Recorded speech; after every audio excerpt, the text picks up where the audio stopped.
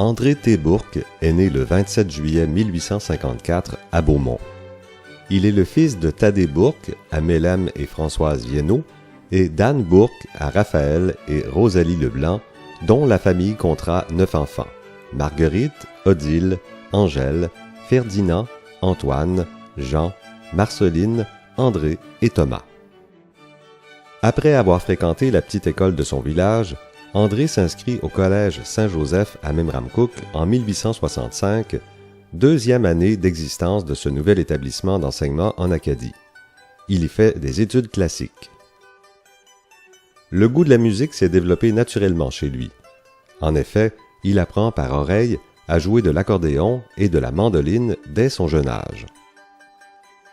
En 1870, à l'âge de 16 ans, André suit les tout premiers cours de musique offerts par le collège Saint-Joseph et fait partie de la fanfare du collège.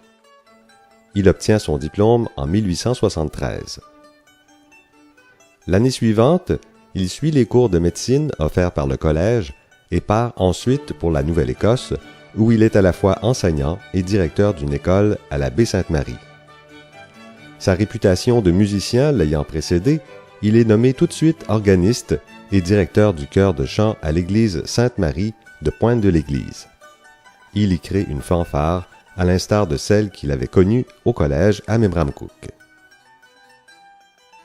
Après mûre réflexion, André décide, en 1880, au beau milieu de l'année scolaire, d'entrer au noviciat de la congrégation des Pères de Sainte-Croix à Saint-Laurent, près de Montréal.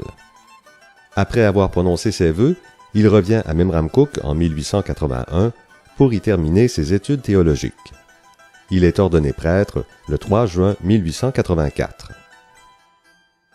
Organiste à l'église Saint-Thomas de Memramcook et professeur de musique et directeur de la fanfare du collège, le père André a marqué pendant 9 ans la scène musicale de Saint-Joseph, tant par ses cours que par sa participation dynamique et de haute qualité à toutes les manifestations culturelles de son collège.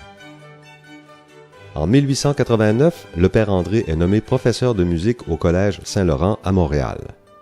2 ans plus tard, il prend la décision de devenir missionnaire au Bengale, aujourd'hui appelé le Bangladesh. Il se rend d'abord à Dhaka afin d'apprendre le bengali, puis à Solepore où il est missionnaire pendant 6 ans. Le père André laisse peu de traces écrites de ses diverses occupations, mais des articles de confrères éclairent sur certaines de ses activités. Par exemple, on signale qu'il fait chanter les petits garçons de façon exceptionnelle. En 1892, le Moniteur acadien publie ses notes de voyage. En revenant du Bengale, le père André passe quelques mois en France où il se refait une santé. Il revient à Memramcook en 1897 en tant que professeur de latin et de religion, le cours de musique étant sous la direction d'un autre prêtre. Il s'occupe cependant des cours de violon. En 1901, le père André demande d'être relevé de ses vœux.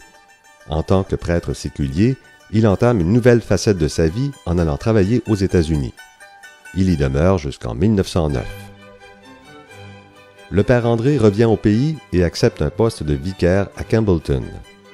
Il y œuvre quelques mois, juste le temps d'y vivre le grand incendie de juillet 1910 qui a détruit la ville. Ses chants patriotiques voient le jour durant cette période. Ses compositions véhiculent une idéologie qui est celle de nombreux intellectuels de l'époque, à savoir langue, foi et tradition sont les valeurs qu'il faut conserver à tout prix. Mentionnons parmi ses œuvres Plainte et pardon, Le pêcheur acadien, La Marseillaise acadienne, Fleur du souvenir et Évangéline.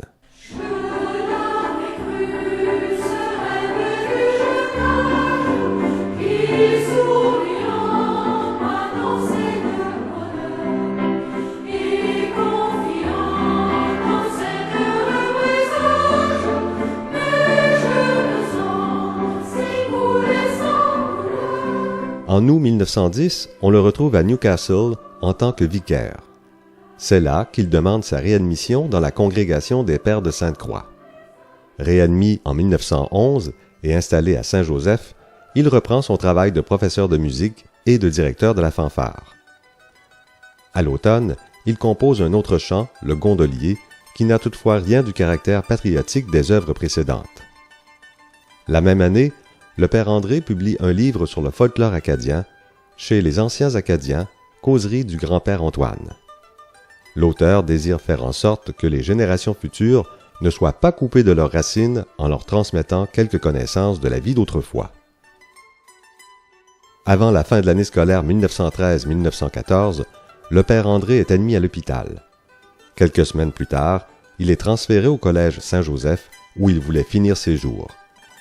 Il s'éteint le 28 juin 1914 en laissant derrière lui, par ses compositions et son enseignement, un riche héritage musical.